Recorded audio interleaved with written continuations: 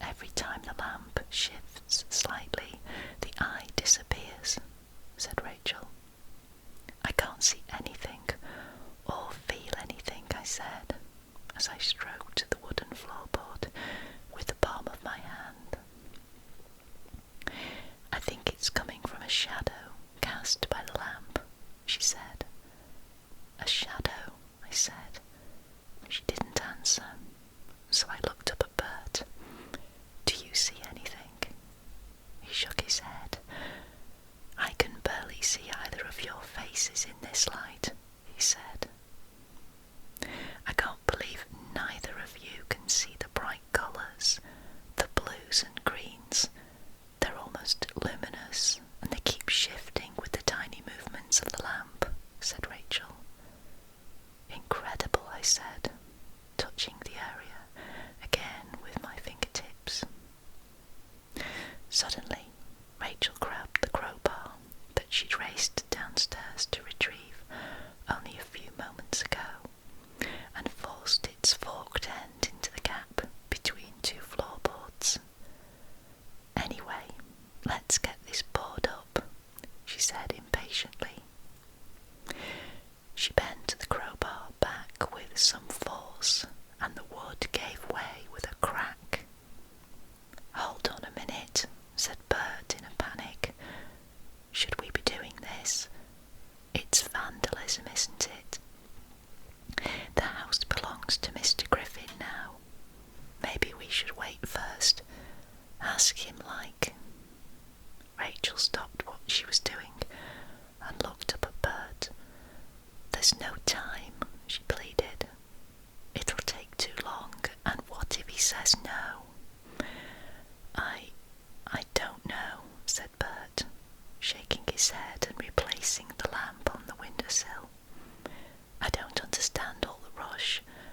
All of this makes me feel uneasy. I'm supposed to be the caretaker. I promised Mr. Griffin. Don't worry. It's not you that's doing it, Bert, it's me. Anyway, don't you want to know what's under here? Said Rachel, looking up at him. How many years have you wondered what the mystery was all about? What the light that you saw as a child from your bedroom window was trying to tell you? Bert stood still and stared at the floor. He nervously shuffled his feet. You think she was trying to tell us something? Elizabeth Pike, I mean, he asked quietly. You know she was, said Rachel, her dark brown eyes penetrating his in the darkness. I stared at my daughter. I knew from that so familiar look that she completely believed in what she was saying. Bert, I said, if Rachel thinks that there's something important for us to find under these floorboards, then it's what we should do. She smiled at me, and then looked back at Bert. He sighed heavily and nodded. I will have to inform Mr. Griffin, though, he said,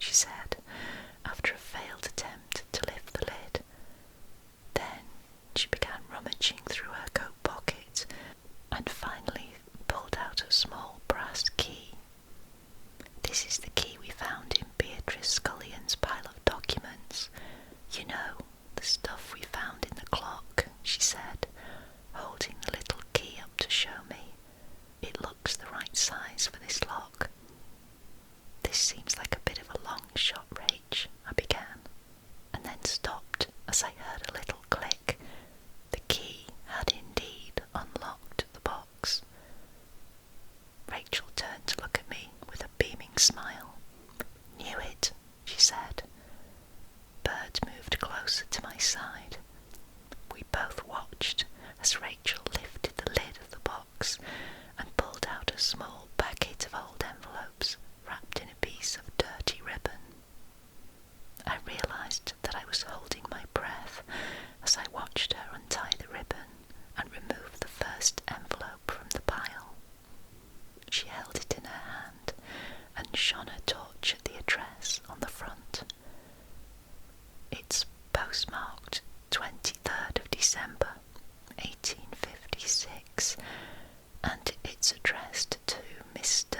Donald Chaplin, The Cottage, Old Hall, Monks Ferry. In fact, it looks like all the letters are addressed similarly to Donald or D. Chaplin, she said. Why would they be hidden under a floorboard in the attic? I said. Hold on. Donald Chaplin. He was the butler, right? Elizabeth Pike's natural grandfather. Yes, he was, said Rachel. Maybe the letters will give us a clue. Each envelope had been sliced open at the top. Rachel carefully removed a thin piece of yellowing paper from the first one and, unfolding it, began to read. My dearest Elizabeth. Then she stopped. Hold on, this letter isn't for Donald Chaplin, it's for his granddaughter, she said. Carry on reading, I said, nudging her shoulder. You must by now be very much grown. It has been many long years since I last saw you. You were but a babe in arms when I was sent away, but, my dearest child, not a day has passed that you have not been in my thoughts. Rachel turned to me with wide eyes. Sent away, she said. Victorious, I answered. Is this from her father? Rachel quickly scanned to the bottom of the page with her finger. Yes, she said. The letter is signed at the end with a large V. It must be him. But what did Mern say? I said. That Victorious had gone missing soon after Elizabeth was born. Rachel slowly nodded. It can't have been true. Listen to this. I hope you can forgive me for my silence, but it has been impossible for me to contact you until now. Imagine then my delight upon receiving a communication this past month from your wonderful grandpapa, who has generously provided me with the means by which I may speak to you once more. I am currently travelling, but I will write to you again as soon as I reach my destination. V. So he was sent away, I said, by his father perhaps, and if so, why? Rachel shook her head. I don't know, but what is clear is that somebody didn't want him to have anything to do with Elizabeth again. And look, there's a final postscript. Remember, my dearest Elizabeth, this must remain our secret, for there are those who would seek to end this communication. Burn this letter as soon as you can. Wow, I said, what on earth was going on? I took the envelope from Rachel and held it close to my head torch, but she didn't burn the letter, or any of them, looking at this pile. And look at this. Part of the postmark says, Philadelphia. He was in America, Rachel exclaimed. No wonder everyone thought he'd disappeared if he wasn't even in the country anymore, I said. Bert shuffled his feet and cleared his throat. Well, I never, he said. I think you should take these straight to Mern. She knows more about all of this than anyone I know. Rachel nodded enthusiastically. Yes, definitely. But if you're done here, I think we should be getting back. I'll sort out the damage tomorrow, he added,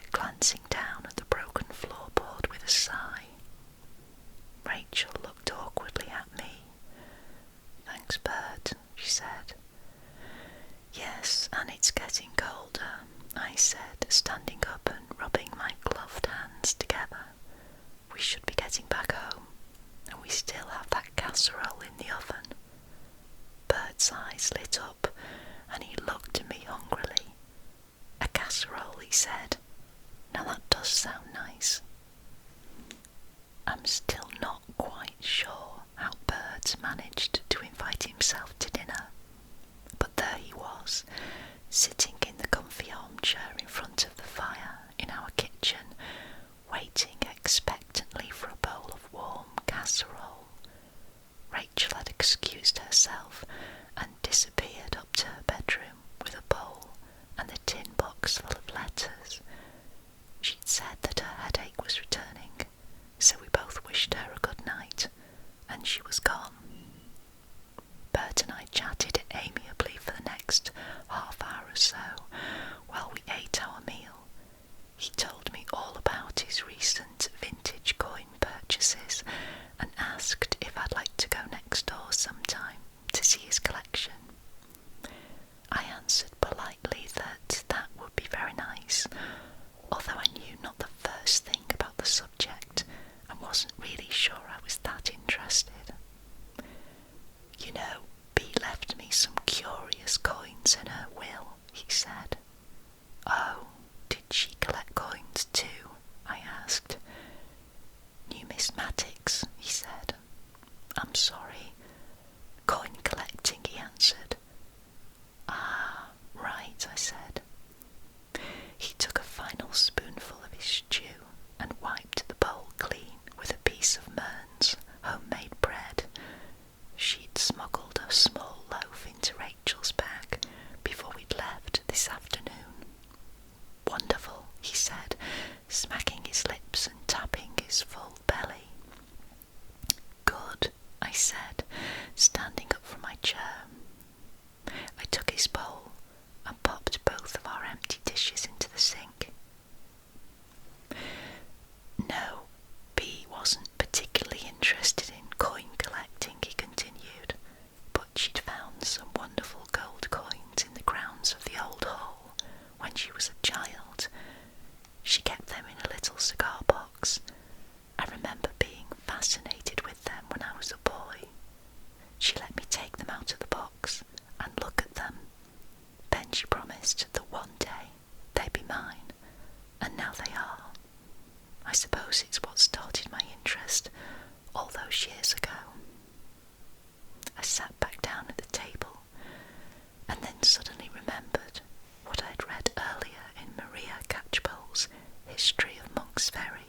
She'd written that a 17th century Irish galley had been shipwrecked and its cargo of treasure had been washed up on the local beach. I was pretty sure that gold coins from the wreck had ended up at the old hall. My curiosity was piqued. What kind of coins are they? I asked. Oh, Charles I. Very rare, he answered. Wow, that would fit, I said.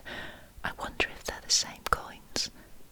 The same coins, said Bert in some confusion. Well, there was something in a book I was reading this afternoon about a connection between gold coins and the old hall. Do you know anything about that? The Butchunas, he said. Yes, that's it. That was the name of the ship that was wrecked with all the gold on board, I exclaimed. Bert nodded. Not a lot of people remember the story of the Butchunas these days, he said. I remember learning about it at school, and Bea told me some things too. Then he slowly leaned towards me, cupped his hand next to his mouth, and whispered to me, But you need to promise me that you'll not mention my coins and the shipwrecked gold to anyone. I found myself leaning towards him and whispering in reply, So they are the same coins? Yes, he breathed, but Bea wanted it kept quiet. She didn't want hordes of people, treasure seekers and the like, making their way to the old hall and digging up the grounds. You see, everyone thought the shipwrecked gold was a myth, and Bea wanted it to stay that way. But it wasn't a myth, I whispered back. He shook his head. It was not. Do you think there's any more out there? I asked. Gold coins, I mean. I dare say there is, he said. He shifted in his seat and then, moving closer to me, he lowered his voice even further. You know,